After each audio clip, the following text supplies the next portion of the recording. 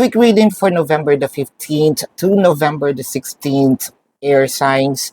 So parang nandito na yung peace, no? Magkakaroon ng peace offering. Chances are, of course, nagkaroon kayo ng challenges nito ni person, kaya merong peace offering. Merong hindi pagkakaintindihan, merong sabihin nating tampuhan, no? Even to a point na less yung naging communication or probably no communication at all. So parang ito yung move na tama na, tapusin na natin itong away, tapusin na natin yung sigalot, ako na ang hihingi ng tawad, whether ako may kasalanan, kung ikaw may kasalanan, it doesn't matter to me anymore. Ang importante dito is yung harmony nating dalawa. So I feel like wala ring bibitaw, hindi ito bibitawan, hindi ito i-give up ng ganun-ganun na lang, no?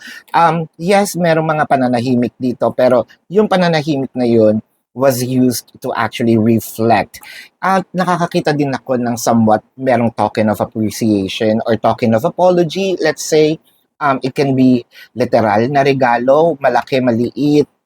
I feel like this is more of, hindi naman yung parang suhol ha. This is my apology with verbal and something to give you. This is your quick reading, air signs, for November the 15th to November the 16th. Predicting future is my purpose.